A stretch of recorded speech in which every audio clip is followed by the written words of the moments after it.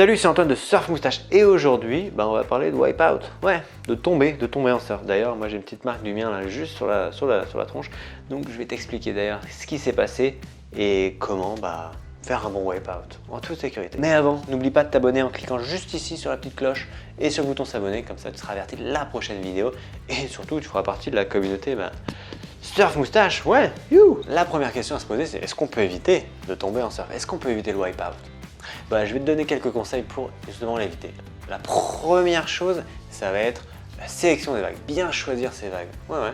Donc par exemple, si tu vois une vague, regarde la forme qu'elle a et ça pourra déjà te donner une idée de la forme qu'elle va prendre et de savoir si elle va fermer ou pas. Bon, même si je sais que ça peut être marrant de partir sur des grosses fermantes, des fois ça peut te sauver la mise de ne pas partir sur une vague qui pourrait juste te dégommer. Ensuite, la deuxième chose, ça va être de gérer sa fatigue. Dans la plupart des accidents, c'est parce que tu n'es pas assez vigilant que ça arrive. Donc, si tu gères ta fatigue correctement et que tu sens que tu es trop fatigué et que même si les vagues sont bien, il faut savoir être raisonnable des fois et sortir. Moi, je ne l'ai pas fait.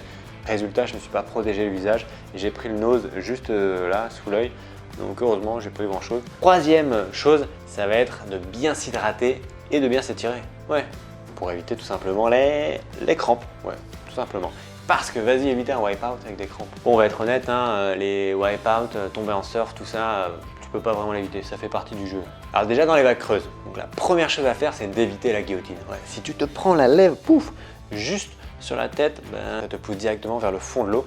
Et c'est là que ça peut devenir un peu dangereux parce que l'impact peut être assez violent. C'est vraiment la zone qu'il faut éviter, donc évite de te prendre la lèvre sur la tête. Ensuite, si tu vois que ça va fermer, cherche directement une sortie. Donc ça peut être soit sauter par-dessus la lèvre, ou alors ça peut tout simplement aller tout droit et sauter à côté de ta planche ou jeter sa planche devant s'il n'y a personne.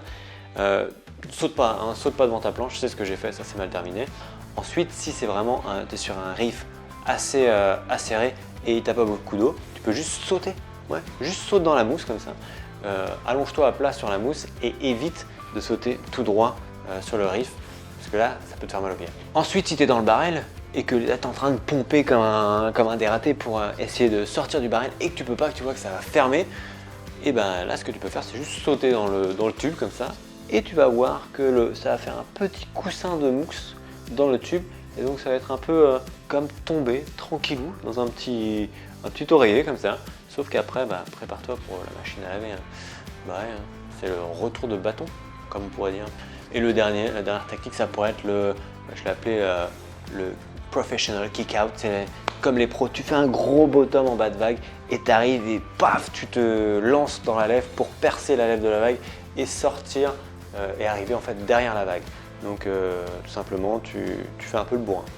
Ça j'aime bien, c'est marrant. Si la vague maintenant elle n'est pas très creuse et qu'il y a un peu de fond quand même, déjà je tiens à dire que préfère sauter de ta planche les jambes en avant plutôt que la tête. Parce que la tête, la première, tu sais jamais ce qu'il y a en dessous de la surface de l'eau. Ça se trouve, il y a un caillou, t'en sais rien si c'est un spot que tu connais pas.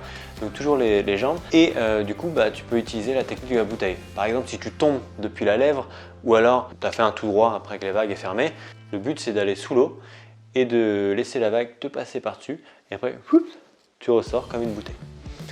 Tu plonges comme une bouteille, tu ressors comme une bouteille. C'est pas cool d'être une bouteille? Et maintenant, comment on gère le wipeout en surf? C'est ça ta prochaine question? Je le savais. Eh c'est tout simple. La première chose à faire, c'est vraiment quand tu tombes, mets ta tête entre tes bras comme ça. Ça protégera ta tête de te prendre un coup de ta planche, plus de ta planche qu'autre chose, parce que tu sais jamais où est ta planche quand tu as la tête sous l'eau et que tu te fais envoyer dans tous les sens par la vague. La deuxième chose maintenant, c'est reste calme. Peace. Lorsque tu es dans la vague et que tu te fais prendre un peu dans tous les sens, valinguer et tout, et c'est pas dramatique, ça sert à rien. Attends que la vague te lâche et là, va pour la surface. Mais sinon, attends, prends ton mal en patience parce que sinon tu vas juste consommer de l'oxygène. Moi j'ai une technique, c'est à chaque fois quand je suis sous l'eau, je compte les secondes. Ça te montrera, tu verras que tu ne restes pas sous l'eau longtemps.